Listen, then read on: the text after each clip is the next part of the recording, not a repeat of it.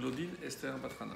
Pour Moshe Atali Ben Moshe Atali Ben Léa. Ben Léa. Parmi tous les malades d'Israël. Alors, c'est vrai que j'avais hésité.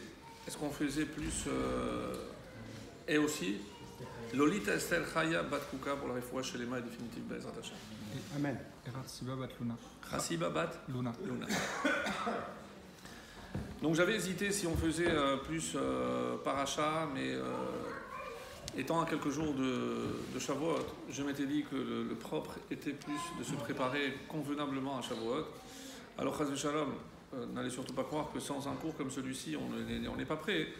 Ce qui est assez remarquable dans la fête de Shavuot, c'est que même si d'après la Torah, elle ne dure qu'un jour, hein, mais c'est celle qui nécessite la plus longue préparation. 7 semaines. Ça fait 7 semaines qu'on se prépare. Ça fait 7 semaines qu'on se prépare à quoi? On va dire à recevoir la Torah. Ce qui est très choquant, c'est que lorsqu'on regarde le texte dans la Torah, même lorsqu'on cite toutes les fêtes, il n'y a aucune allusion au fait que Chag Shavuot, c'est la fête de Matan Torah. Aucune. Aucune. Comme si quelque part, on voulait occulter, ou alors, comme on va essayer de réfléchir ensemble ce soir, pour quelle raison, d'abord, il n'y a même pas de date. Il n'y a pas de date. C'est l'aboutissement de 49 jours. Et même si on dit Tisperu Chamishim Yom, vous compterez 50 jours, vous savez très bien que le 50e, on ne le compte pas. C'est comme s'il se comptait de lui-même, c'est l'aboutissement. La seule allusion qui est faite au don de la Torah depuis la sortie d'Égypte, c'est Ta'avdun et Elohim al-Hahar Hazeh. Ta'avdun. Et là, dans ce mot, au lieu de dire Ta'avdu, vous servirez, il y a marqué Ta'avdun avec un Nun sophite. Nun, dont la valeur numérique, on la connaît, c'est 50. C'est-à-dire que quand est-ce qu'on va servir Dieu? Au bout de 50 jours. C'est la seule allusion. Mais par ailleurs, est-ce qu'on parle qu'on était censé s'arrêter au Har Sinaï pour recevoir la Torah? La Torah ne parle pas de ça. On ne comprend pas. Donc, c'est quoi cette fête qui est appelée essentiellement dans la Torah par Chag Bikurim ou Akatsir? Bikurim. La fête des prémices. Mais pourquoi il n'y a pas d'allusion à la Torah? Si on vous demandait, contrairement aux autres fêtes qui symbolisent toujours un événement, Shavuot était censé aussi marquer un événement. Mais il se trouve, comme pour la Torah elle précise, Teshvu bashukot shivat yamim, leman tedou yedou drotechem, pour que vos générations savent, ki basukot oshavti, parce que je vous ai fait aussi demeurer dans des soukot. Parce que à Pessah, je vous ai fait sortir d'Égypte. À aucun moment il va y avoir marqué, et Shavuot vous allez célébrer, parce que vous saurez que je vous ai donné la Torah. Rien. Alors, ça peut paraître choquant, dans la mesure où, pour nous, ça fait partie des fêtes, on ne se pose pas de questions, elle est là, ben on la célèbre comme on doit la célébrer, mais on ne s'arrête pas à réfléchir. Qu'est-ce que ça veut dire recevoir la Torah? Et dans cette phrase qui comporte 2 mots, recevoir la Torah, on ne comprend ni ce que c'est recevoir, ni on ne comprend pas ce que c'est la Torah. Si je vais vous passer la parole, je vous disais, est-ce que vous pouvez me définir la Torah en une phrase? Alors on l'aurait fait à la française. Les Français, qu'est-ce qu'ils aiment bien dire? C'est un mode de vie. C'est bien. Ou alors un code de loi. C'est un livre. C'est faux. C'est pas un livre. Pourquoi? Parce que comment j'appelle ce qui est gardé dans le Echal? Sefer Torah. C'est le livre de la Torah. Donc si je traduis Torah par livre, alors comment je traduis Sefer Torah? Le livre du livre. Pour l'instant, je ne pose le problème de la manière la plus simple possible. Mais pour vous démontrer qu'on peut vivre un événement année après année, et malheureusement, sans se poser les bonnes questions. Sans se poser les bonnes questions. Alors, je ne suis pas ici pour mettre à terre tout ce que vous savez, tout ce qu'on a toujours fait, chas v'shalom. Mais simplement, il y a un niveau de réflexion. Alors, je vais vous surprendre. Bon, plus à ce stade, à mon avis, mais dans Pirkei Avot, il y a un enseignement magnifique qui dit Chachamim hizaharu bedivrechem. Les Chachamim, c'est un avertissement, une mise en garde aux Chachamim. Les Chachamim, lorsque vous parlez, hizaharu bedivrechem. Prenez garde, faites attention à ce que vous dites. Pourquoi ? Quelle peut être la conséquence de ne pas prêter attention ou faire attention, prendre garde à ce qu'on dit ? Parce qu'ils sont suivis. Qu'est-ce qui est la suite de la Mishnah ? De peur que ça entraîne la galoute. Alors, d'après le pshat, bon, on va rester dans le pshat. Qu'est-ce que ça veut dire ? Si les Chachamim enseignent mal la Torah, eh ben, quelque part, ça va entraîner une mauvaise ou un mauvais accomplissement des commandements qui peut s'en suivre après d'une galoute, d'un exil. Imaginons. Hizaharu. Quelle est la racine du mot Hizaharu ? Zohar. 3 lettres. Zayin, He, Resh. Zohar. Je traduis maintenant. Chachamim Hizaharu. Bedivrechem. Mettez le Zohar dans vos paroles.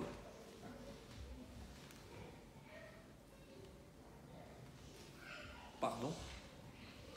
Mettez le Zohar dans vos paroles. Pourquoi ? Sinon la galoute va durer. Je vais traduire maintenant qu'est-ce que c'est le Zohar. C'est la Torah de la délivrance. Celle que Rashbi nous a laissée pour qu'on ne perde jamais de vue que ce à quoi on aspire, c'est la délivrance finale. Hizaharu, vous connaissez tous, c'est pas mon penchant, mais mon admiration et mon amour pour la chassidoute, qui n'est qu'un pan du Zohar. La chassidoute, il faut arrêter d'imaginer que la chassidoute, c'est le chapeau, les aspects extérieurs. Je parle de la vraie chassidoute. C'est-à-dire la pnimiyut de la Torah, la profondeur de la Torah. Et lorsque le Baal Hatanya avait été emprisonné, il a posé la question à Eliyahu Hanavi. Il a dit, quand est-ce que le Mashiach va venir ? Qu'est-ce qu'il lui a répondu ? Kesheyafutsu mayanotecha chutza. Phrase très connue, c'est une chanson très connue. Lorsque tes sources se déverseront vers l'extérieur. Il a compris là qu'on était en train de lui donner l'autorisation de révéler ce qui sera le livre clé base de la chassidoute qu'on appelle jusqu'à aujourd'hui le Tanya. Mais c'est qu'une partie. C'est une partie. Comme le Zohar est une partie de la Kabbalah. Au même titre. Le Tanya, quasi toutes ces citations sont de Eitz Chaim, qui est le livre de Rabbi Chaim Vital, l'élève du Harizal. Le Zohar n'approfondit que Bereshit, que la création. Exactement. Il y a de quoi faire. Il y a déjà de quoi faire. Donc, qu'est-ce que ça veut dire ? Que tout le monde doit se mettre à l'étude de la Kabbalah ? Non, mes amis. Je vais traduire ce que j'essaie de dire. C'est l'enseignement de la Torah. D'ailleurs, ce qu'on fait maintenant, comment vous l'appelez ? En hébreu ? Un shiur. Quelqu'un peut me traduire le mot shiur ? Mesure. Une quantité. Quel rapport ? Shiur. Sha'ar, c'est la porte. Mais shiur, c'est une mesure.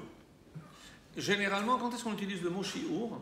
Pour savoir si je peux accomplir ou non la mitzvah avec. Par exemple, est-ce que cette souka a le shiur ? Est-ce que ce kos a le shiur ? Et quel peut être le lien avec un shiur de Torah ? Pourquoi le shiur de Torah s'appelle, maintenant que je suis en train de vous donner, une mesure ? Une mesure de Torah. La bonne mesure. Pourquoi faire ? Pourquoi j'appelle ça un shiur ? Alors, pour répondre à cette question, il faut définir ce que c'est la Torah. Mais évidemment, je ne vais pas vous donner une définition classique.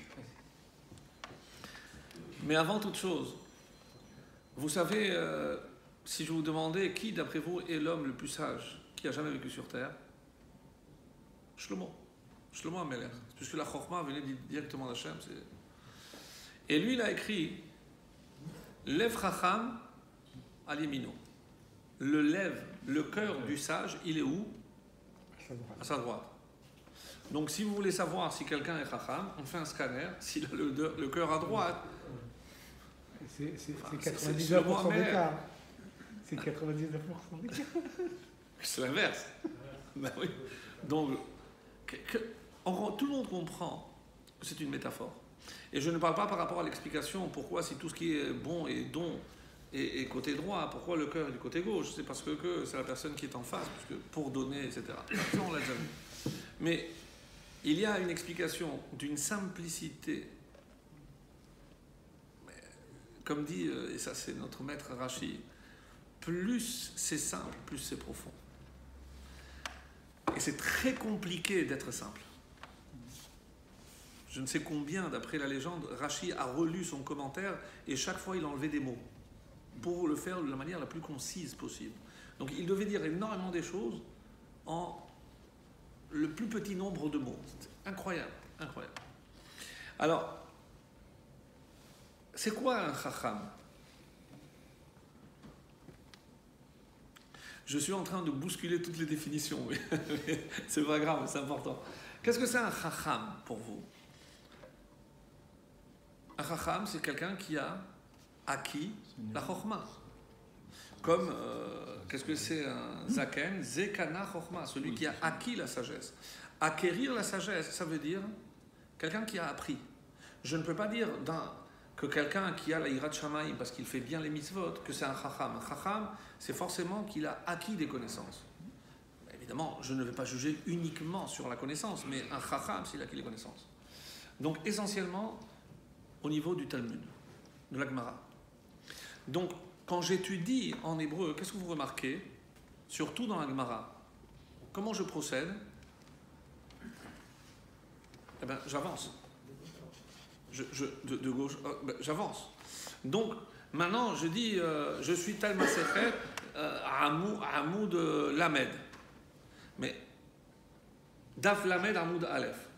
Ça veut dire que les 29 pages précédentes, je les ai déjà apprises. Et quand j'ouvre le livre, où est ce que j'ai appris? À ma droite. Donc, qu'est-ce que c'est que le chacham, il a son cœur à droite? Et pourquoi on dira le cœur? Regardez toujours ce que dit la Torah, chacham lève. C'est parce que si c'est un chacham qui a vraiment acquis la Torah, et bon, alors j'aurais dû dire, c'est son cerveau, le sechel. Pas du tout. Parce qu'il a appris, il n'a pas intégré dans son sechel, il a intégré dans son cœur. Et quelle est la différence? C'est le cœur, c'est le moteur de l'action. C'est pour ça que le cœur, quand je mets les téphilines sur le bras qui est l'action, c'est sur le cœur. Donc, le chacham, c'est celui qui a son cœur à droite, c'est-à-dire tout ce qu'il a acquis, il a à droite. Mais il n'a pas acquis en connaissance, ça l'a transformé, ça l'a métamorphosé. C'est-à-dire, il n'a pas traversé le Talmud, c'est le Talmud qui l'a traversé. Ça veut dire qu'on voit un changement. Tout ce que j'apprends, et un chiour où je rentre et je sors inchangé, on n'a pas reçu la mesure nécessaire pour changer, pour améliorer. Donc, ce n'était pas un bon chiour. Pour moi, en tout cas. Moi, je suis allé prendre un chiour, prendre cette mesure pour acquérir et agrandir ma chokhmah. Je ne l'ai pas fait. C'est pas un chiour. Changer de rave. Carrément. Alors, je reviens donc à la définition de la Torah. Comment je peux dire qu'à Shavuot, je reçois la Torah? Qu'est-ce que je reçois exactement? La Torah a été déjà donnée il y a 3300 ans. Est-ce qu'il y a quelque chose de nouveau qui se passe à Shavuot? Qu'est-ce que je célèbre? La Ketouba. On dit la Ketouba. Donc est-ce que on formalise l'alliance. Alors, je vais le dire autrement, comme pour vous suivre dans cet axe-là. C'est Shavuot, c'est aussi Shevoah, c'est un serment. C'est-à-dire, c'est comme si je prêtais serment de m'engager à respecter comme une alliance. Je renouvelle l'alliance pour l'année à venir. Ça rentre bien avec le mot Shevoah, c'est pas que les semaines, mais aussi des serments. C'est un des noms d'ailleurs de la fête, il n'y a pas de problème. Mais alors, pas que. Je ne peux pas dire alors Zman Matan Toratenu, c'est le temps du don. À aucun moment il y a le mot réception. Kabbalat Torah. Le mot Kabbalat n'apparaît pas. Dieu donne. La vraie question, est-ce que je suis apte à recevoir? Que Dieu donne, il n'y a pas de doute. Mais est-ce que moi je suis apte à recevoir? Et comment se traduit le fait de recevoir la Torah? Ça, c'est la vraie question qu'il faut se poser à Shavuot. Alors, je vais passer par une métaphore que moi je trouve extrêmement belle et qui va nous permettre de comprendre quel est l'enjeu de Shavuot. Nous, on s'est préparé pendant 7 semaines. Et évidemment, tout le monde comprend que se préparer, c'est pas simplement compter. Ce comptage que l'on a fait pendant tous ces soirs-là, c'est une sorte d'ascension. En quelque sorte. En quelque sorte. Mais il faut faire attention aussi avec les expressions françaises et les très mauvaises traductions. Ascension. Pourquoi, mes amis?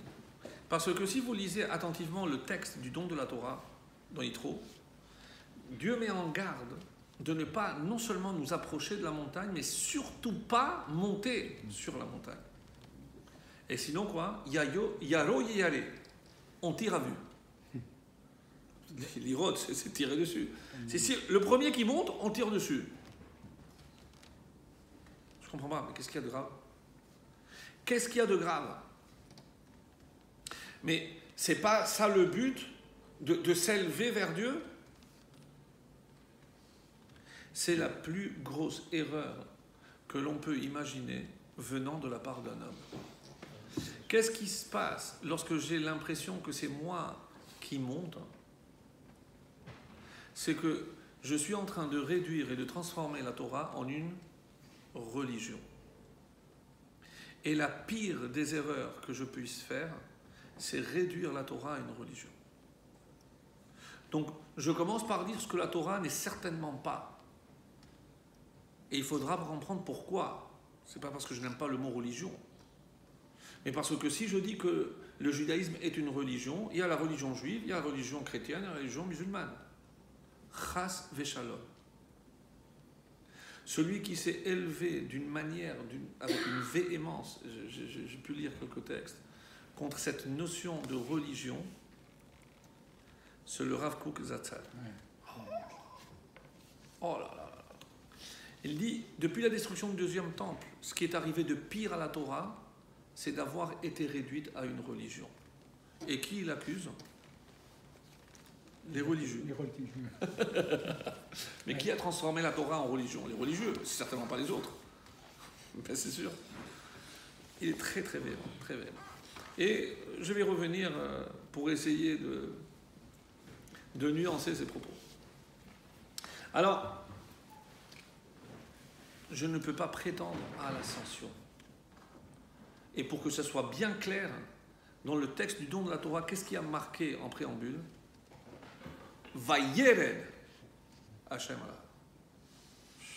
Reste là. C'est moi qui viens. Quoi? Dieu, il descend?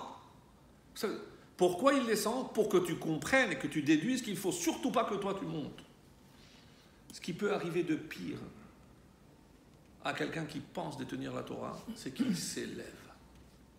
Ah, mais moi j'ai appris que même dans la tfila du matin, eh ben, il y a les Arba Olamot, je passe de Asiya à Beria, Yetzira, et jusqu'à Atzilut, donc je monte. C'est comme ça qu'on dit. je ne monte pas. Quelqu'un qui devient chacham, c'est pas parce qu'il est monté quelque part. Qu'est-ce qu'il a fait? Il a agrandi ses connaissances. C'est-à-dire que je dois quelque part m'élargir pour contenir chaque fois plus. C'est ça ce que nous on appelle une élévation. C'est pas une élévation vers le haut. C'est une dimension. C'est une dimension. Un élargissement. C'est-à-dire que je peux contenir chaque fois plus. Et ça, c'est le travail de recevoir la Torah. Oui, mais l'élévation n'est pas forcément négative. Pas dans le sens où vous la concevez, mais la mise en garde, et vous lirez attentivement ce Rashi exceptionnel, pourquoi il y a 3 mises en garde contre le fait de toucher ou de monter sur la montagne? Parce que l'homme est enclin à vouloir aller vers Dieu. Ou la tour de Babel, ou alors, moi j'aurais dit, les autres religions. C'est un homme qui est allé voir Dieu, il est redescendu avec un message. Ah, vous allez me dire, ah, mais Moshe aussi, il est monté. Ah, oui, c'est vrai. Il est monté pour faire descendre quoi? De la bière.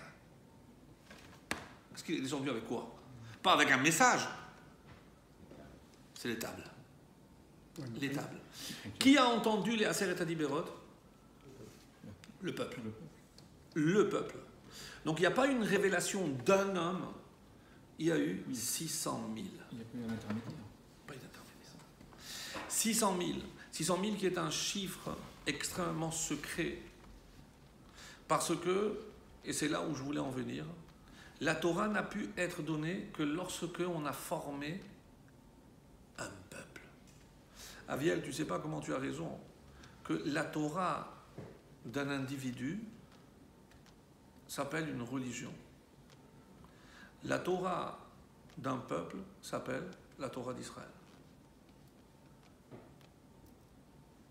C'est très important ce que je dis. La Torah, pourquoi elle n'a pas été donnée à Abraham? Il y a plus grand qu'Abraham. Pourquoi Hanor n'a pas reçu la Torah? Pourquoi Metouchel? Pourquoi Ish Tzadik? Pourquoi pas Noach? Quelle est la différence avec les Avot?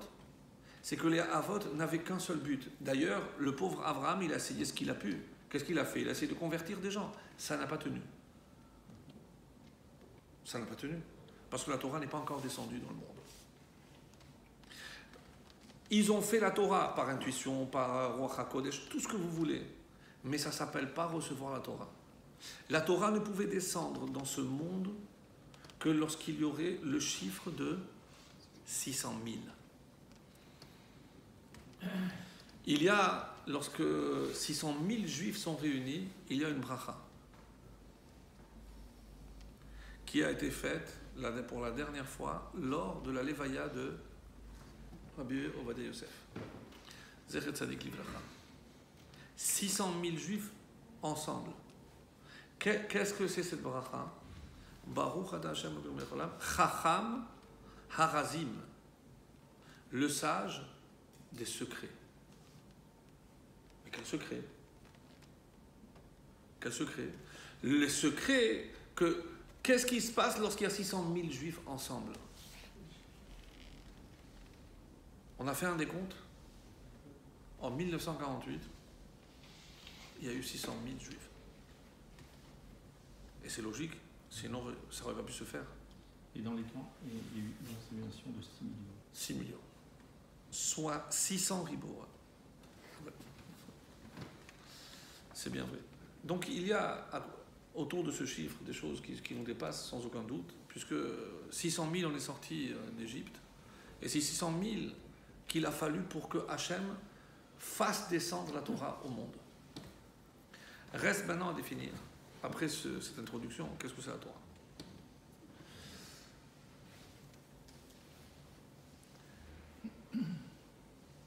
Tout le monde comprend que dans le monde, dans l'univers qui nous entoure, il y a un maître mot qui permet que tout l'univers soit régi par des règles qui gardent tout dans un... Comment vous définiriez le fonctionnement de l'univers? Un code? Les planètes, elles font pas ce qu'elles veulent. Un système, un équilibre. Il y a un équilibre. Et vous savez pourquoi je parle d'équilibre?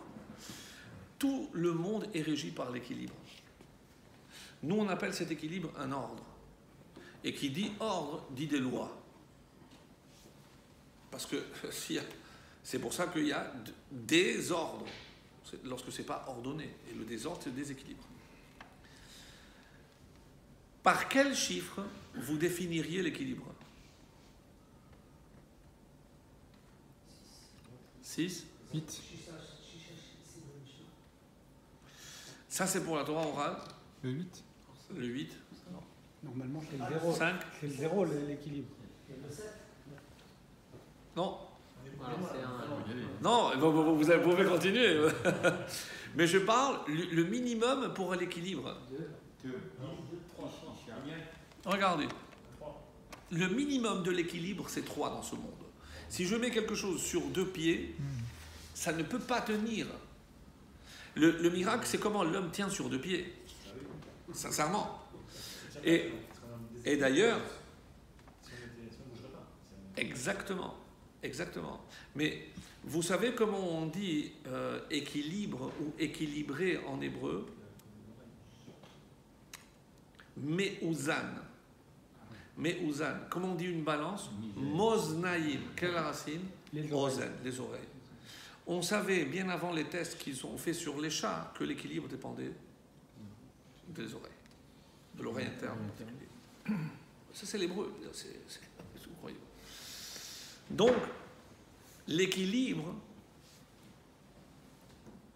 comment le peuple juif a tenu en équilibre sur 2 jambes? Le secret, c'est parce qu'il n'a pas tenu sur 2 jambes, il a tenu sur 3 jambes.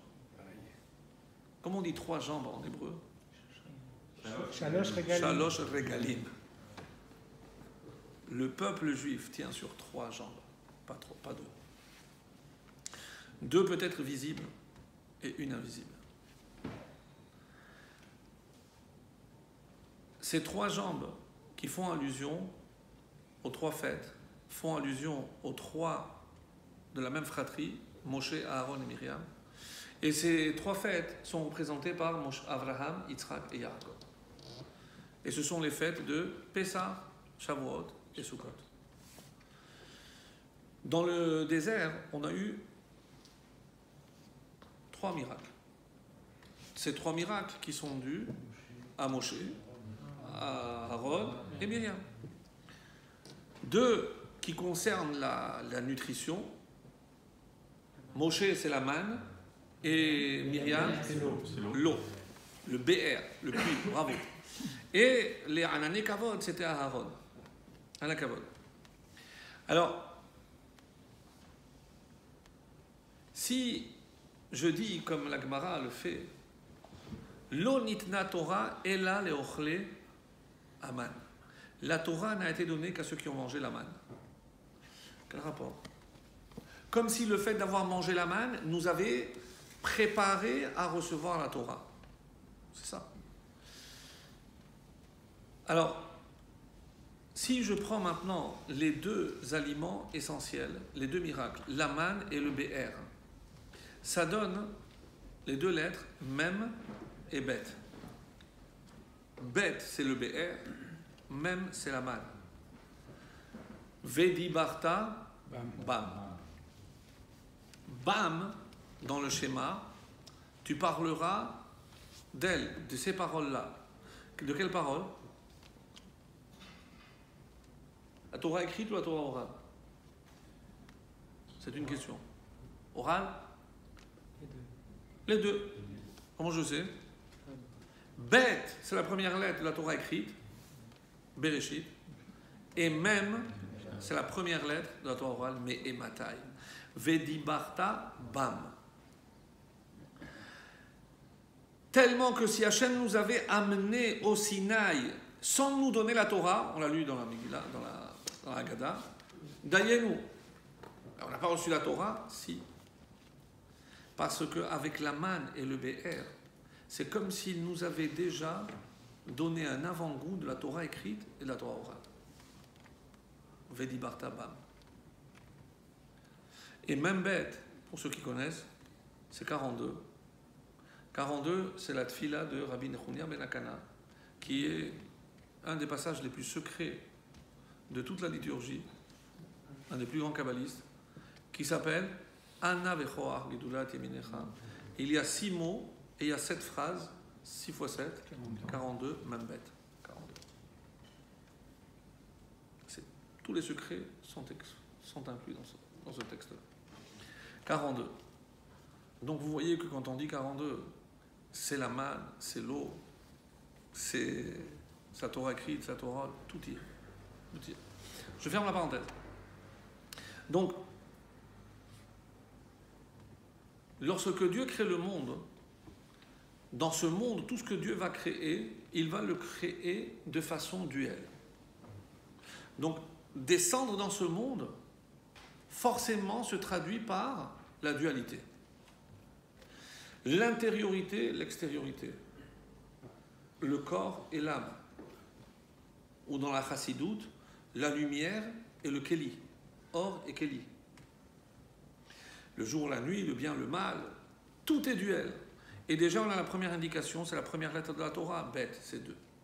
On rentre dans le monde de 2. On rentre dans le monde de 2. Mais le monde de 2, on ne peut pas atteindre seul l'équilibre. Donc, Dieu devra donner la Torah. Et tout ce qui touche la Torah, c'est le 3. Le 3. Et je commence. C'est la Gemara qui le dit. Qu'est-ce qui est lié au chiffre 3? La Torah a été donnée le 3e mois. Nissan, Iyar, Sivan. Après, chez Loshet Yemei Hagbala, 3 jours de préparation. La Torah est donnée en 3 parties. Torah, Nevi'im, Ketuvim. À un peuple qui est composé de 3 parties. Kohen, Lévi, Israël. Qui, soit dit en passant, c'est Kéli. Puisque nous sommes le Kéli de la lumière divine.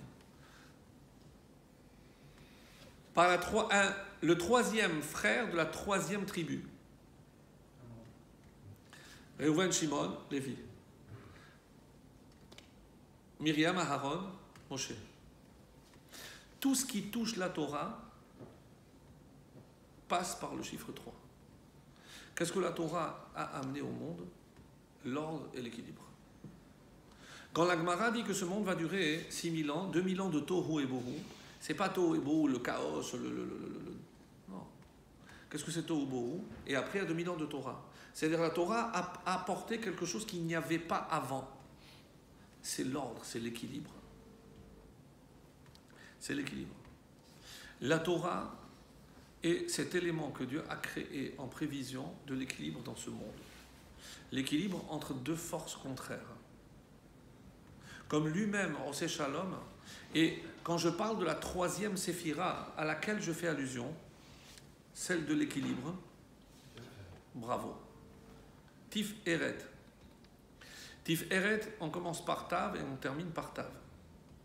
Tav, évidemment, c'est la Torah. Et Tav aussi.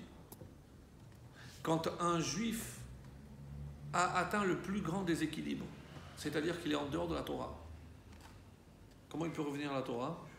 La Teshuvah. Qu'est-ce que c'est la Teshuvah? C'est le retour à l'équilibre. C'est le retour à l'équilibre. Au milieu de Tif Eret, Tav Tav, il y a 3 mots. PR. Qu'est-ce que c'est PR? PR. PR, c'est la gloire, quelque chose qui est beau, splendide. PR. À Tisha B'Av, comme vous le savez, on ne met pas les téphilines le matin. Et qu'est-ce qu'on met? Des cendres. Comment on dit cendre? Efer, Tachat, PR. C'est l'anagramme. C'est les mêmes lettres. PR et FR, c'est les mêmes lettres. C'est-à-dire, j'ai remplacé la gloire d'Israël par de la cendre, par la destruction. Mais après, je peux faire aussi un autre mot. Resh P Aleph, ça donne Rofé. Mais qu'est-ce que le médecin vient faire ici? Qu'est-ce que c'est le médecin, mes amis? C'est celui qui vient rétablir un déséquilibre, un dysfonctionnement dans le corps. D'où vient la maladie? Qu'est-ce que c'est la maladie? C'est un dysfonctionnement, un déséquilibre. Donc, un corps qui est bien portant, c'est un corps où tout est équilibré. Donc, dès qu'il y a un déséquilibre, ça s'appelle une maladie. Qui doit rétablir cet équilibre? Le rofé, le médecin. Donc, vous comprenez pourquoi la Torah est de Tiferet. Elle émane du chiffre 3. Parce que on sait maintenant que la Torah est venue rétablir un équilibre. Mais on ne sait pas encore quelle est la véritable nature de la Torah. Eliyahu Hanavi nous a laissé un ouvrage exceptionnel qu'on ne médite pas assez. Je n'ai pas dit lit ou étudie, mais on ne médite pas assez. C'est tous ces enseignements des Midrashim sur Eliyahu Hanavi. Cet ouvrage s'appelle Tana Debe Eliyahu, l'enseignement de la maison de Eliyahu. Et dans ce livre, ne me demandez pas la référence exacte, je vous dis déjà dans le livre, c'est pas mal. Un jour, un élève est venu dire à Eliyahu Hanavi, Maître, j'ai un dilemme. Il y a deux choses que j'aime par-dessus tout, c'est la Torah et le peuple d'Israël. Et je ne sais pas à qui je dois donner préséance. Qu'est-ce que je dois préférer? La Torah ou le peuple? Question ô combien complexe. Et attention à la réponse. Ben, évidemment, l'idéal, c'est aimer le juif qui fait la Torah. C'est le top. Mais alors, ça veut dire que je serais incapable d'aimer un juif qui n'étudie pas, qui ne pratique pas, qui n'est pas religieux comme moi. C'est ça ce que ça veut dire? Écoutez la réponse d'Eliyahu Hanavi, mes amis, parce que Eliyahu Hanavi, il a dit, et ça nécessite une explication beaucoup plus profonde, mais on va se contenter de ça. Qu'est-ce qu'il a répondu? Évidemment que tu dois préférer le peuple. Pourquoi? Parce que le peuple a précédé la Torah. Le peuple a précédé la Torah. Qu'est-ce qu'il a voulu dire? Et il n'y aurait pas eu la Torah s'il n'y avait pas eu le peuple d'Israël, le peuple juif? C'est-à-dire, est-ce que c'est le peuple comme réceptacle de la Torah? Parce que s'il n'y a personne pour recevoir la Torah, alors à quoi elle sert? Ou alors, comme le Zohar dira par ailleurs, Kucha berichu oraita ve'Israël chadhu. Dieu, la Torah et Israël, chadhu, c'est la même chose.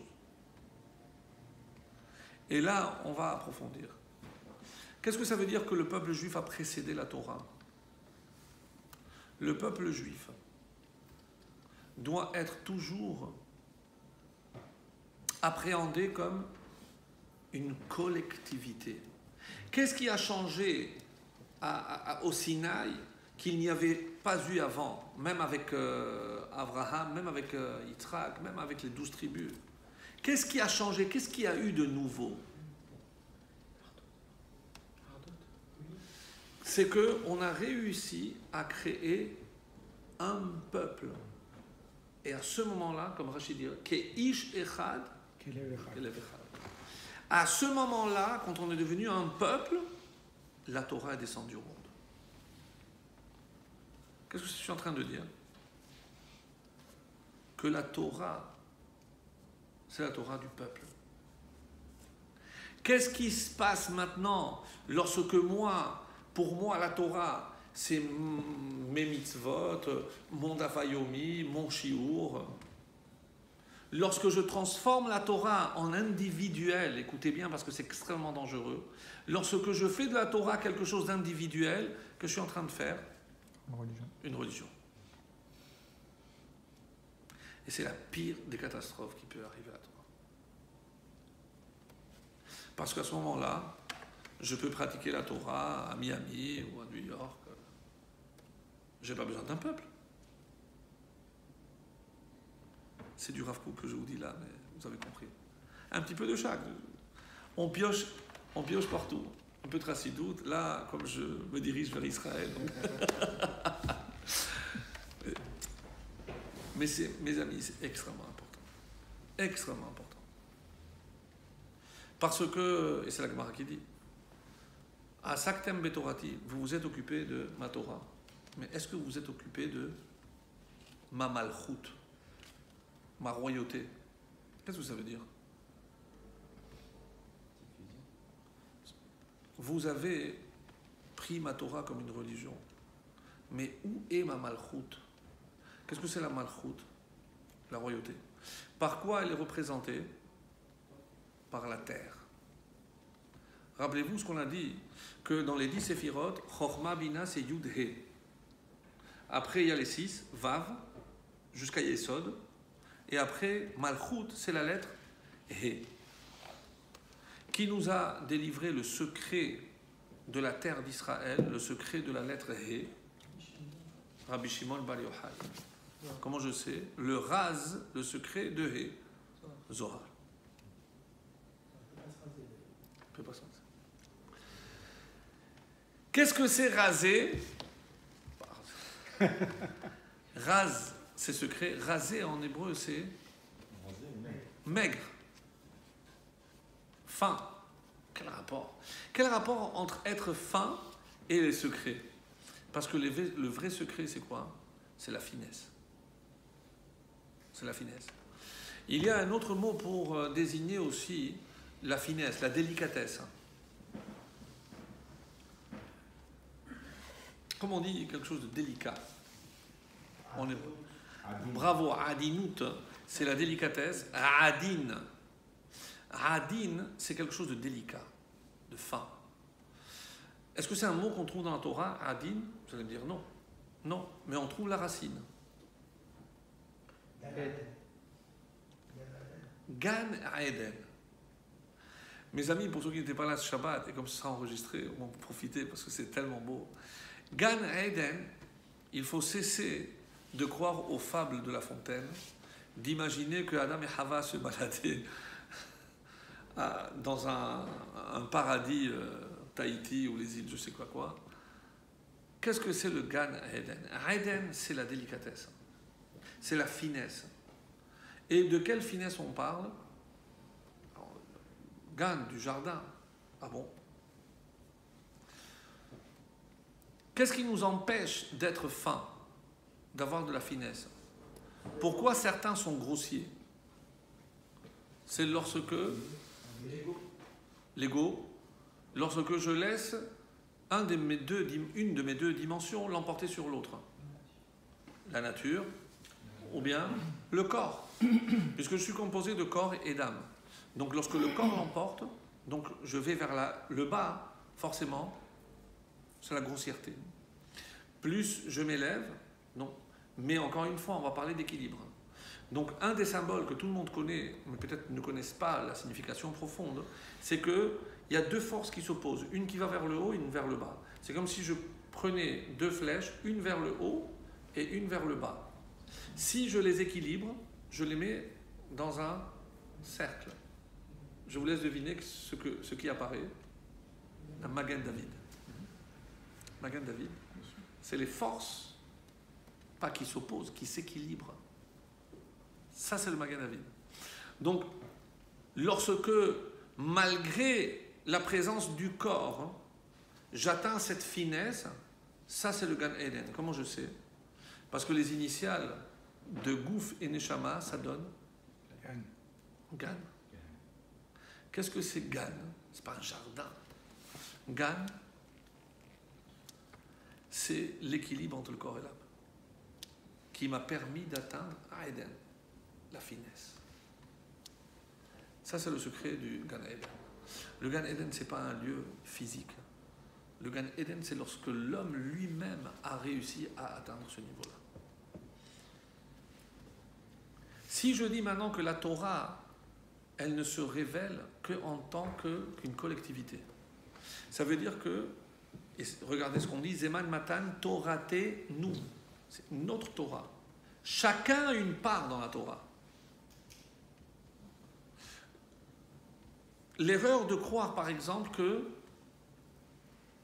je fais les mitzvot pour être juif, c'est une grossière erreur. Et quoi? Ça veut dire que celui qui fait pas le mitzvot, il n'est pas juif? Sincèrement, vous croyez ça? Certainement pas. Certainement pas. Alors, comment je devrais exprimer donc cette vérité? C'est parce que je suis juif que je dois faire les mitzvot. La preuve, lui, il n'est pas juif, lui, il n'a pas d'obligation de mitzvot. Et alors, qu'est-ce qui se passe au moment où un juif fait la mitzvah? Qu'est-ce que la mitzvah va réaliser? Elle va révéler son identité. La Torah qu'il va appliquer, les mitzvot qu'il va faire, et c'est pour ça que l'essentiel, c'est l'action. Vous savez, sur 613 mitzvot, combien implique une action ou une non-action par rapport au pourcentage de mitzvot qui se font uniquement par la pensée?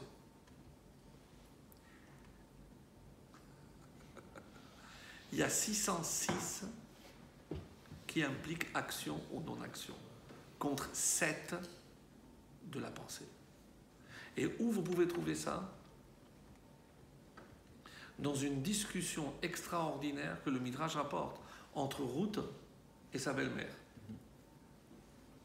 Qu'est-ce qu'elle dit? Là où tu iras, j'irai. Là où tu dormiras, je dormirai. Et ensuite, ton Dieu sera mon Dieu. Le Midrash se pose la question, c'est quoi cette phrase? Là où tu iras, j'irai. C'est une réponse. Lorsque Ruth a voulu suivre Naomi, qu'est-ce qu'elle lui a dit? Elle dit, mais tu sais, qu'est-ce que tu vas faire maintenant? Tu vas devenir juive. Tu sais que nous, on a une règle qu'on ne peut pas dépasser le troum de 1000 coudées. Alors, qu'est-ce qu'elle a répondu? Moi, je te suis. Là où tu vas, j'y vais. S'il ne faut pas aller, j'irai pas. Mais tu sais qu'il y a une interdiction de yichud. Une jeune femme ne peut pas s'unir avec ne peut pas être en solitude avec un garçon. Qu'est-ce que tu dis? Là où tu dormiras, je dormirai avec toi. Donc ce qu'elle dit, c'est quoi? C'est des réponses. Et seulement ensuite, qu'est-ce qu'elle lui dit Naomi? Mais tu sais qu'il y a quand même 613 mitzvot. Mais c'est quoi cette logique? Si quelqu'un vient pour devenir juif, tu dis, mais tu sais qu'on a une règle qu'on ne doit pas dépasser le troum? C'est même pas de la Torah, c'est une mitzvah des Rabbanan. Le yichud, ne pas s'isoler avec une femme, c'est aussi des Rabbanan. Qu'est-ce qu'il lui a pris à Naomi? C'est comme ça que je vais décourager quelqu'un?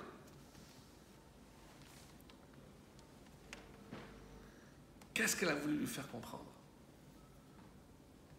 Tu sais, la Torah, si tu veux y adhérer, c'est pas les grands idéaux, c'est des petits détails. Ce ne sont pas des concepts énormes, philosophiques, c'est pas ça la Torah. C'est-à-dire, tu es une femme, c'est un homme, vous ne pouvez pas être seul.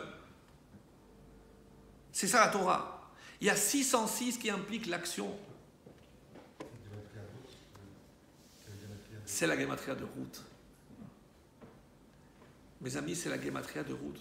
Nous, généralement, on dit c'est parce qu'il y avait les 7 lois Noachid, et la Haki, les 606. Mais moi, ce que je suis en train de vous dire, ça va plus loin. 606 parce qu'elle a compris que la Torah passe. Et il y a Ruth dans le mot Torah, je rappelle. Ça passe par l'action. Ça passe par l'action. Toute la différence qui existe aujourd'hui entre les Juifs, c'est pas dans l'essence, c'est dans l'action. Ceux qui pensent que tel ou tel commandement, tel ou tel rite est ridicule,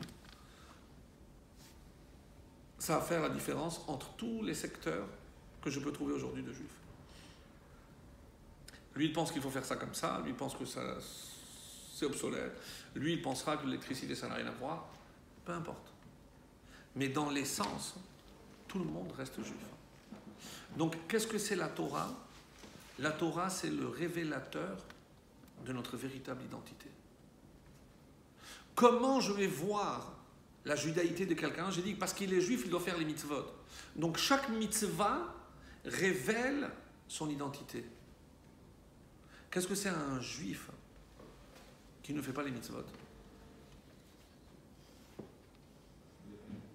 C'est un juif non révélé. C'est un juif qui n'est pas révélé. C'est un juif qui a éteint sa flamme juive. Et qu'il a compris, nos ancêtres, qu'est-ce qu'ils ont dit? Na'ase benishma. Nous, on dit, c'est la force de se soumettre à la volonté de Dieu au point de faire sans comprendre. Mais ça va beaucoup plus loin, mes amis. Na'ase, et alors, je pourrai comprendre. C'est-à-dire que la seule façon d'atteindre la compréhension de quoi que ce soit dans la Torah, c'est l'action. Ça, c'est la véritable, la profondeur de cet enseignement. Dans ce bénissement, c'est pas on a une telle émouna en Hachem qu'on est prêt à faire même si on ne comprend pas. Pas du tout. C'est que si un jour je veux aspirer à comprendre la Torah, je ne pourrai y parvenir que par un seul moyen qui s'appelle l'action. Tant que je ne pratique pas, je ne pourrai jamais comprendre l'essence de la Torah.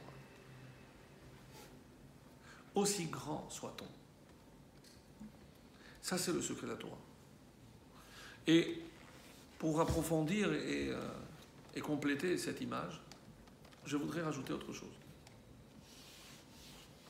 Le premier jour de la création, Dieu a créé... Qu'est-ce que Dieu a créé le premier jour? La lumière. Vayomer Elohim yehi or, que la lumière soit. Vayi or, la lumière fut. Qu'est devenue cette lumière? Or, ganouz. Ganouz, ça veut dire caché. Où Dieu a-t-il caché cette lumière? Dans la Ménorah? Dans la Torah. Dans la Torah. C'est marqué. Dieu a caché cette lumière dans la Torah. Ça veut dire que la Torah, c'est la lumière. Mais on le savait ça. La Yehudi ma'eta ora vesimcha. Ora zu Torah. Qu'est-ce que c'est la lumière? C'est la Torah. Donc la première définition de la Torah, c'est la lumière. Qu'est-ce que cette lumière permettait de voir?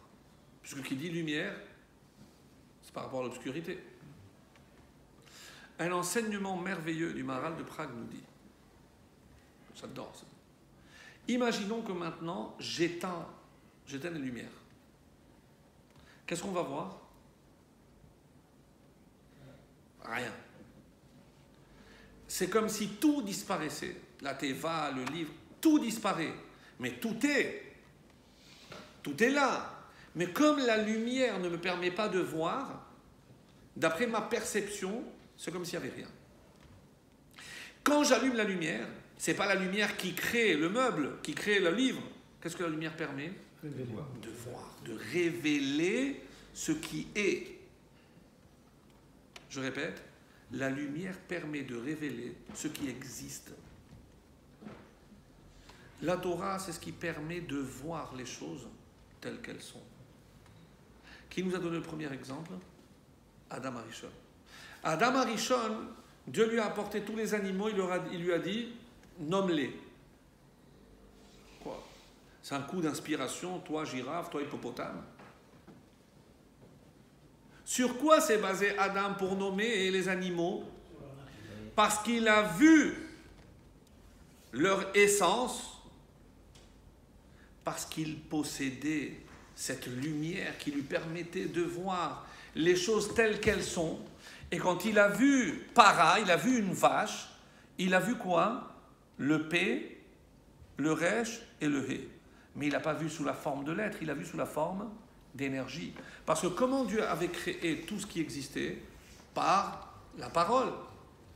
Donc, comment Dieu a créé la vache? En disant Pe, Resh, He, Poum, et la vache fut. Ben, c'est ça. Et Adam, qui avait une vision des choses, c'est comme si il pouvait voir à travers l'animal le son qu'il avait créé. Comment on dit voir les sons? Roim et akolot. Quel est le niveau que Israël a acquis au Sinaï? Vecholam, roim et akolot. C'est-à-dire lorsqu'ils ont vu, qu'est-ce qu'ils voyaient? L'essence, comment tout avait été créé. Ça c'est roim et akolot. Comme Adam Arishon. Para, ça vient de fruits. Si je change le hé en yud, ça donne péri. Tout ce qui est fructifié. La vache, c'est celle qui produit la plus grande quantité de lait. Elle produit. Le fruit, c'est aussi, se multiplie. Et quelle est la fête qui se produit et se reproduit? Pourim. Péri, pourim. Ça, c'est pour pourim, vous réfléchirez. C'est la même racine. C'est pas par hasard. C'est pas par hasard. C'est d'ailleurs, on est en train de dire que la Torah est cette lumière qui nous permet de voir la réalité des choses. À travers la chomriout, à travers l'opacité de la matière, grâce à la Torah, je vois la pnimiout des choses. Vous comprenez pourquoi c'est tellement important, après 2000 ans d'exil, où on a mis couche sur couche de noirceur et d'obscurité, on a besoin le plus maintenant de cette lumière qui va éclairer l'intériorité des choses. Et comme on appelle la Torah de l'intériorité, la Torah de Pnimiyut, ou la Chassidut, ou le Zohar.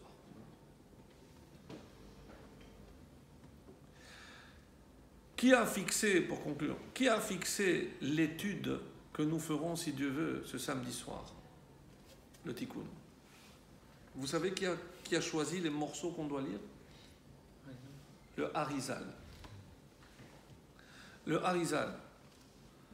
Je vous lirai, mais peut-être pour la veiller, tout ce que le Zohar dit sur la personne qui passe la nuit à étudier, sans parler de Devarim et Bétélim.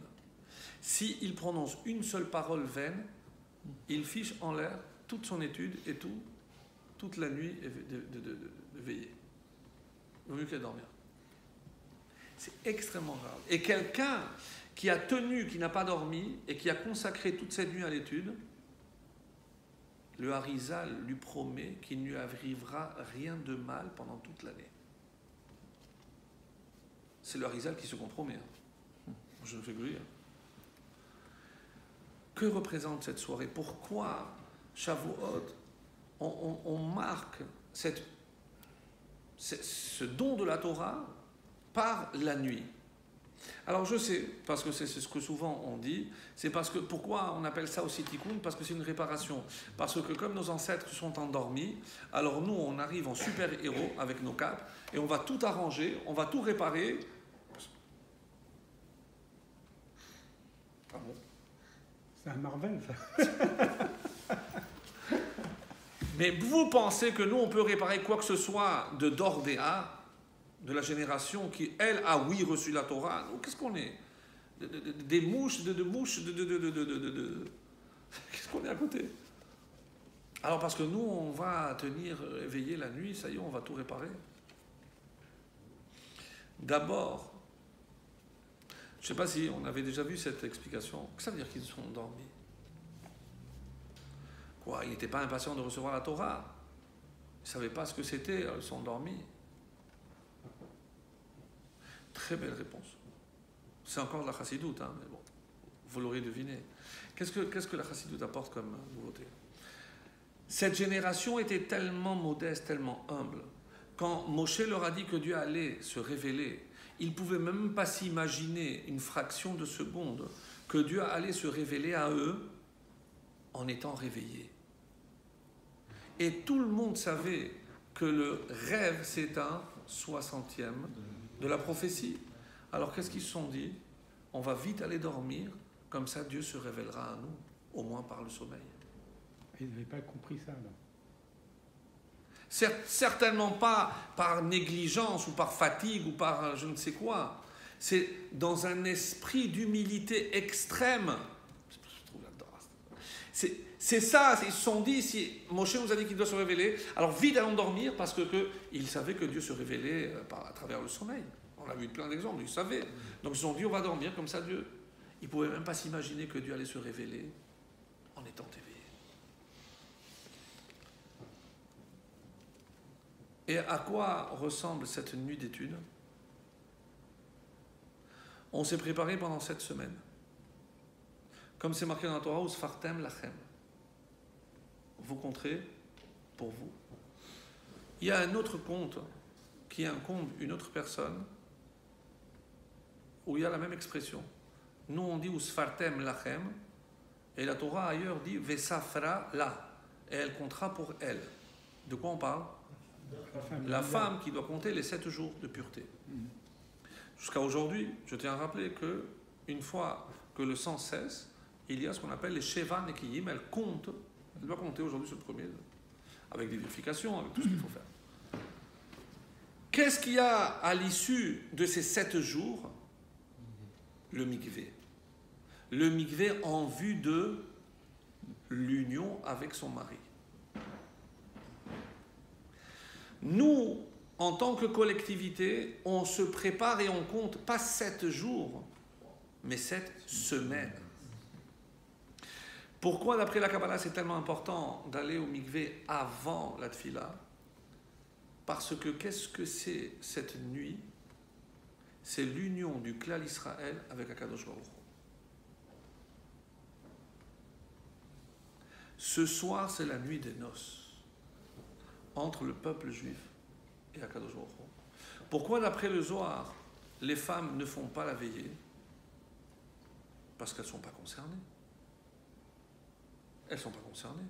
Puisque ici, ce sont nous, le Béné Israël, qui sommes Knesset Israël. On est la féminité. Du coup, c'est nous qui sommes le féminin, le récipiendaire. Et Hachem nous donne, Hachem nous féconde. Vous comprenez pourquoi, dans une union pareille, de la même façon qu'il ne peut pas y avoir de Zera Levatala, de la semence en vain, il n'y a pas non plus d'Iburim Levatala, des paroles vaines.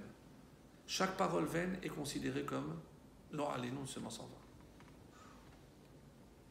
Dieu nous féconde avec quoi?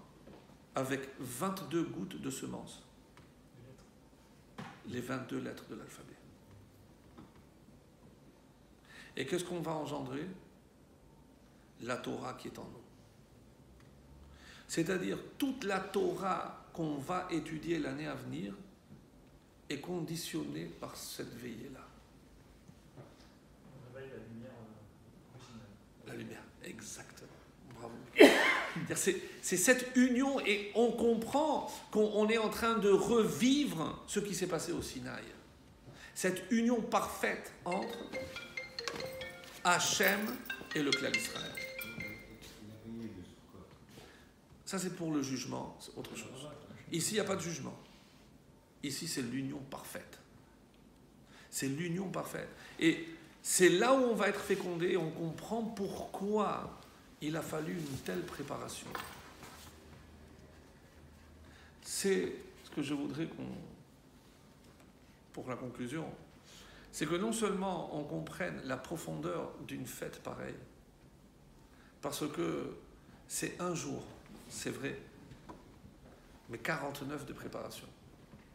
Et pourquoi il y a marqué alors Tispelu Chamishim Yom? Parce que nous on se prépare 49e. Et après, c'est le mari qui vient retrouver sa kala. Donc, nous, on a fait les 49 degrés. Et qu'est-ce que c'est le 50e?